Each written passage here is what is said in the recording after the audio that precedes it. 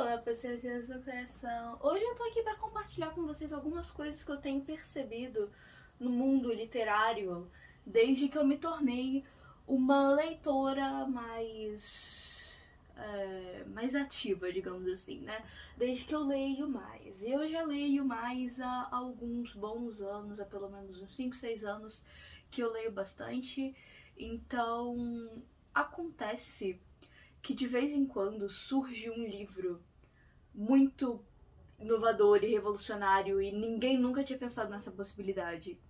E aí surge um monte de coisa parecida com esse livro depois disso. E vai se tornando um novo estilo literário, praticamente. Um exemplo que norteou muito a literatura ali, final dos anos 2000, começo dos anos 2010, foi Harry Potter.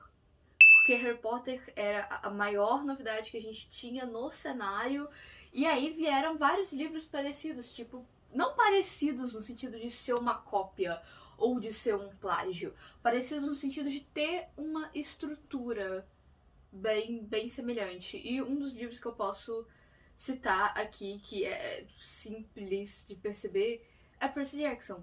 A gente tem o protagonista escolhido, que do nada descobre que ele faz parte de um negócio mágico e ele é a peça-chave daquele universo, e ele não sabia disso até os seus 11 ou os seus 13 anos.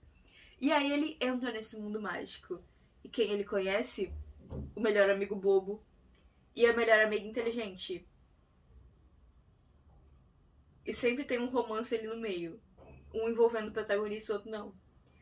Então, e aí eles passam por várias aventuras e tudo gira em torno desse menino. Um monte de coisa acontece com ele, ou sobre ele, ou para ele, para que ele chegue em tal lugar, para que ele vá em tal lugar, e o povo fazendo armadilha para ele, querendo matar o menino, para ele não conseguir cumprir o destino dele e todas essas coisas. Então, aí você já vê que não quer dizer que o livro copiado seja ruim, porque Percy Jackson impactou a vida de muitas pessoas, inclusive a minha, fez muito parte da minha adolescência, parte do meu processo de me conhecer como ser humano.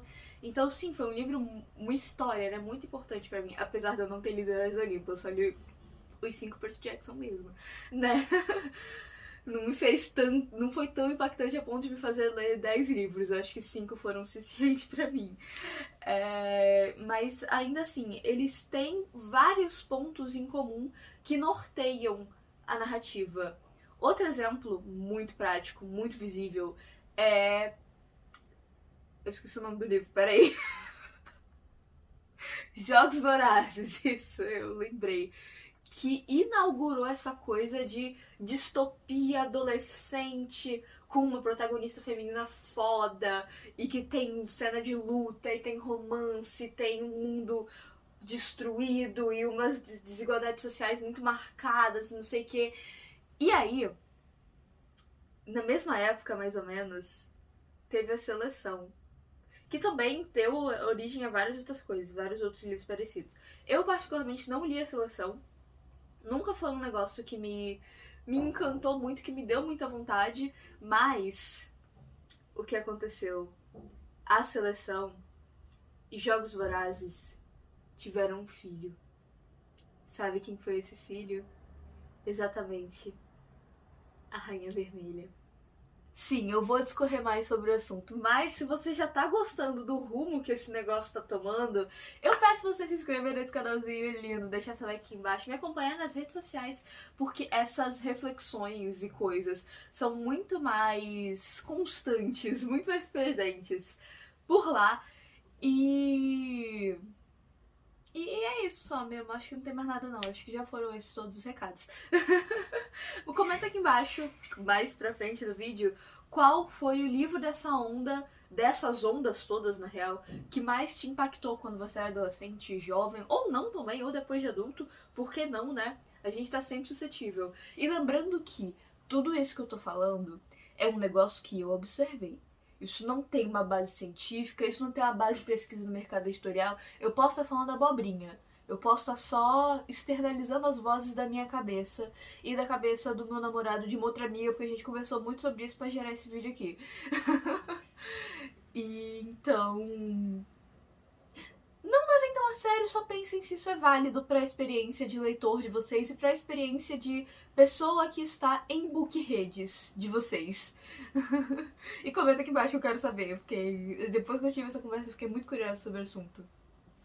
Bom, então ali tivemos A Rainha Vermelha e seus 3 livros subsequentes, que eu li, eu acho que foi 2015, foi por ali. E desde lá eu tenho lido outras coisas e reparado em vários pontos que são bem similares à Rainha Vermelha. E vou numerar esses pontos e aí vou colocar, né, outras séries, outros livros que a maioria deles tem vídeo aqui no canal falando que tem os mesmos pontos e alguma coisa de construção de narrativa ou do jeito que os problemas são abordados, enfim, muito parecida.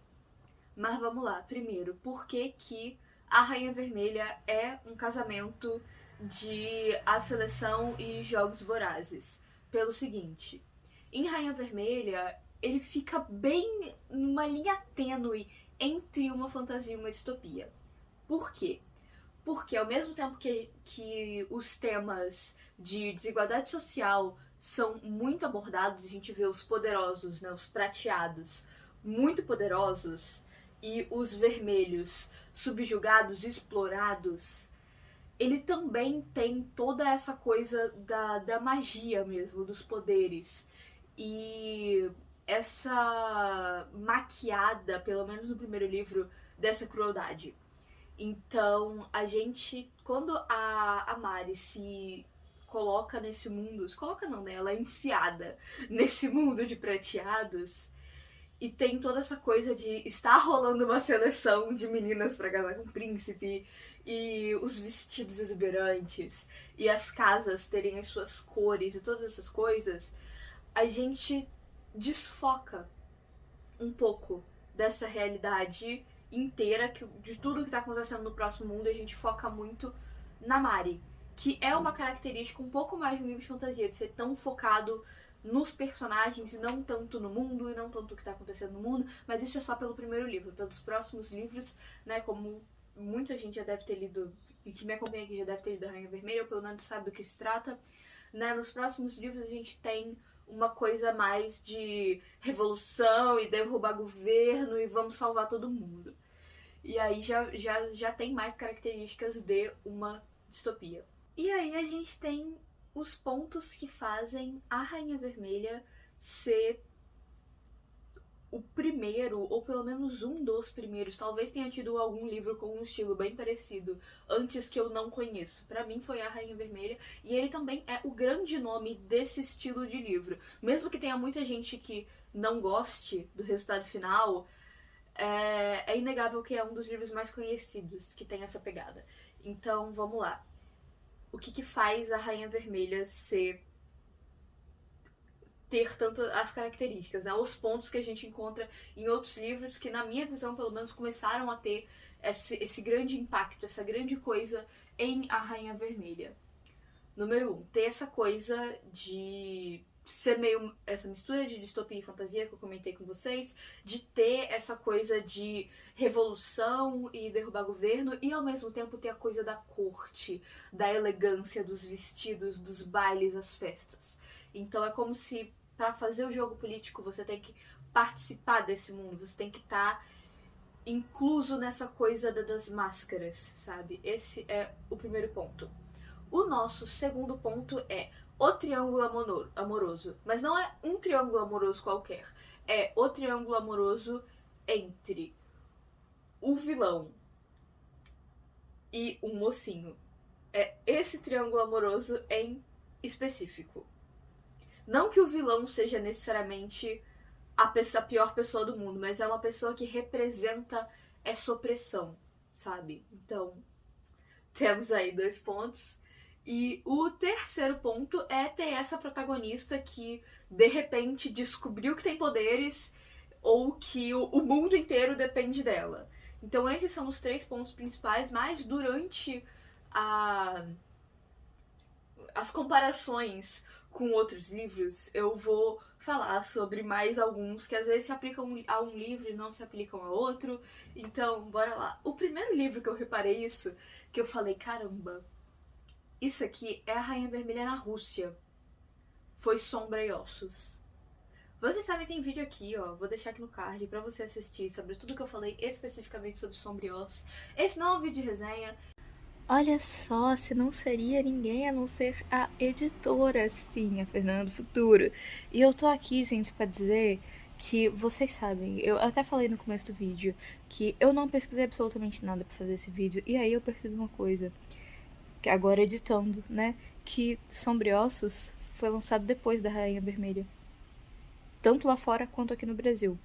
A maioria das datas de lançamento que eu botei foram no Brasil.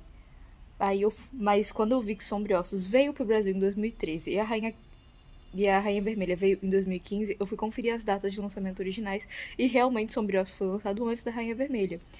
Só que pensa comigo que, sendo a Rainha Vermelha o mais conhecido, o grande nome pelo menos antes da série do Netflix, né, ter um livro assim, né, ter a Rainha Vermelha famoso, puxou livros de estrutura parecida. E é um pouco da... Oi, Meralda, minha gata está miando. É um pouco da tese que eu defendo, já que eu vi que as datas de lançamento não batem para Sombra e Ossos ter sido inspirado em A Rainha Vermelha. Mas, gente, só segue. Aproveitando que eu já apareci aqui, quero lembrar vocês de que hoje é Black Friday e se você ainda não fez a sua comprinha, por favor, compra com o meu link, ele tá aqui na descrição. E vai ser muito importante pra mim se você comprar seus livrinhos por ele e me dar uma porcentagemzinha de comissão. Eu já vi que os livros da Dark Side, se é algo que você tem interesse, tão baratíssimo, tá tudo ali entre 30 e 40 reais, então vale a pena. A Lina é uma protagonista que ela se encaixa no triângulo amoroso, ela fica ali, né, balançada entre o clássico, né, o melhor amigo e o cara poderoso que representa tudo que ela pode ser no futuro e tem aquela coisa da ambição e o moreno sarcástico, né, enfim, tem o triângulo amoroso, a gente tem a protagonista que descobre que tem poderes assim, do nada, no susto, quando ela fala, putz, vou morrer, hein? E aí ela descobre que tem poderes. E a gente tem sim a coisa da corte. Não é de um jeito tão. Como eu digo, tão ostensivo, tão chique, vai. Não é de um jeito tão chique como é na Rainha Vermelha, mas ainda assim ela tá ali dentro da corte e tal, ela é uma peça fundamental desse jogo político e ela é manipulada eventualmente e aí depois ela começa a ser a pessoa que manipula e assim vai, né? E Sombra e Ossos tem uma coisa muito interessante. Sombra e Ossos é a trilogia Grisha como um todo, tá? Não tô falando apenas do primeiro livro. Mas assim como... Tem uma diferença entre a Mari e a Alina, que é o seguinte. A Alina, ela tem um poder único. Um poder que é, pelo menos naquele momento da história do mundo, é só dela. Então, só ela pode acabar com aquilo. Só ela pode acabar com a mazela do mundo, né? Acabar com o que estava acontecendo ali e os motivos da guerra. Enquanto a Mari, ela descobre que ela tem um poder, mas eu não me lembro, eu acho que é no primeiro livro ainda. Ela sabe de outras pessoas que também tem não exatamente o mesmo poder, mas é a mesma lógica. E ela pega pra ela essa missão de ser o símbolo da revolução. Então a Alina meio que foi por acaso. Ela não tava querendo nada daquilo. A Mari foi de propósito. Ela não precisava ser o símbolo da revolução. Ela podia só estar lá, fazer a parte dela e show. Mas não, ela escolheu, até porque ela já tava na mídia. Por algum, né, por tudo que aconteceu ali no começo do primeiro livro. Então temos esses 3 pontos, né, que determinam o negócio do que é ser tipo a Rainha Vermelha. E em Sombra e Ossos a gente também tem outra similaridade, que são os poderes. Os tipos de poderes de Sombra e Ossos são tipos que existem dentro da Rainha Vermelha. Não todos, mas a maioria. Quer dizer, eu acho que todos, na real. Talvez eu esteja esquecendo algum, mas eu acho que todos existem dentro da Rainha Vermelha. Talvez só o poder do Darkling que não. Mas os outros eu acho que todos existem sim. E aí, nós vamos para o nosso próximo livro, que eu li mais recentemente e eu só li o primeiro da série, que é Princesa das Cinzas. Tem vlog aqui no canal dele e vou contar pra vocês mais ou menos o que acontece. A gente também tem o Triângulo Amoroso, só que dessa vez o Triângulo Amoroso não é com o vilão top, é com um menino que ele é o que eu disse, ele é o a personificação da opressão sofrida pelo povo da... Eu esqueci o nome dela, Teodósia, isso aí.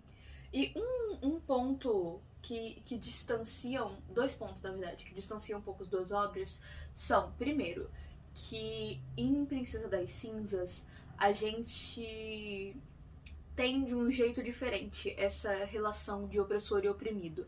Não é tanto essa coisa de só ser uma sociedade estratificada e sempre foi assim e é por isso mesmo.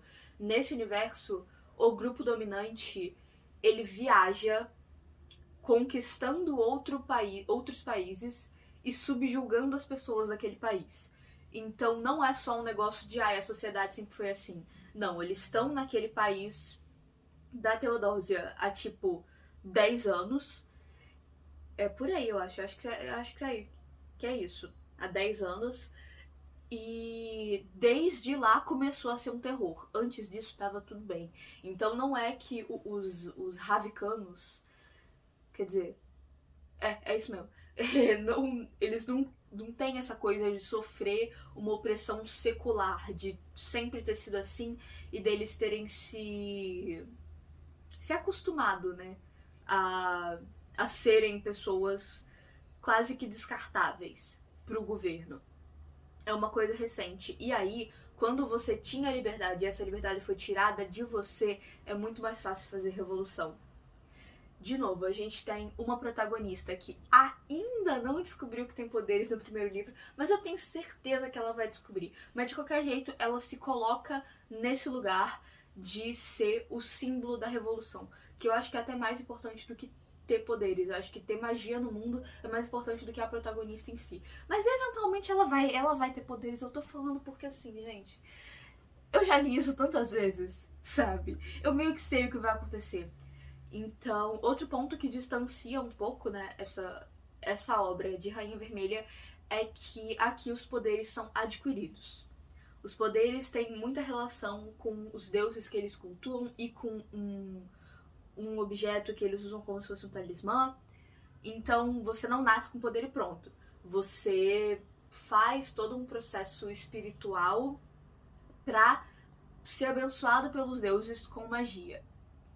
O que torna o universo muito mais interessante, na minha opinião. Já sai um pouco dessa coisa de você nasceu e você tem poder porque você nasceu. Você não fez nenhum sacrifício, ninguém determinou se você merece isso ou não, se você vai fazer bom uso disso ou não, você só nasceu assim. E agora você tem tais responsabilidades porque você nasceu assim. Então eu acho que torna tudo muito melhor pra mim, porque é uma escolha da pessoa. E ela sabe com o que ela vai ter que lidar antes de fazer isso. Temos triângulo amoroso, temos protagonista e temos essa coisa de viver em meio à corte e participar desse jogo de máscaras, sabe? Ai, gente, eu sou muito fascinada por essa coisa, tá? Essa coisa da corte, de você esconder e de você revelar na medida certa e tal, e todo jogo político. Eu tô ficando cada vez mais interessada nisso. Uma coisa que me despertou muito mais interesse foi Príncipe Cruel. Recentemente eu também li Cidade de Bronze, mas eu acho que por ser uma fantasia inspirada na mitologia árabe e egípcia e essa coisa ali, mentira, eu acho que egípcia é muito quando você fala egípcio fica muito específico, né? Mas essa coisa mais árabe, a religião do Islã e tal, ela se diferencia bastante, mas ela segue o mesmo modelo de protagonista que simplesmente é uma pessoa importante e não sabia disso até determinada idade, que vai ser ainda um símbolo de revolução. Ela ainda não é no primeiro livro, que foi o que eu li, mas eu tenho quase certeza que ela vai ser. Temos triângulo amoroso, sim. E um dos personagens desse triângulo amoroso é muitíssimo interessante. Mas se você quer saber mais detalhes sobre isso, vai lá no vídeo de resenha, tá aqui no card pra você assistir. E a gente tem a coisa da corte, apesar do glamour da corte ser bem diferente aqui, né? As vestimentas são diferentes e o jeito que a sociedade funciona é um pouco diferente, mas a gente tem também essa coisa de uma luta de classes desde o primeiro volume, porque esse livro ele é narrado por ponto de vista de duas pessoas diferentes, então torna mais interessante ver isso. Mas eu acho que dos 3 livros que eu citei, ele é um pouco mais distante dessa coisa de Rainha Vermelha, exatamente porque é outra cultura, são outros seres e o jeito que a magia funciona é bem diferente nas pessoas. Tem toda essa coisa dos djinns, os gênios, né, realizando desejos e tal. Então, pessoas, por hoje é isso. Eu espero que vocês tenham gostado dessa minha análise da literatura através dos tempos, né? Por favor, eu peço você de novo para deixar seu like aqui embaixo, inscrever nesse canalzinho lindo, me seguir nas redes sociais pra gente não perder o contato. Aqui do lado eu vou deixar pra vocês a minha playlist de resenhas e aqui embaixo o último vídeo que saiu no canal. E eu não precisa sair daqui, a gente tem muito conteúdo pra você nessas galáxias. Então, eu vejo vocês no próximo vídeo e tchauzinho!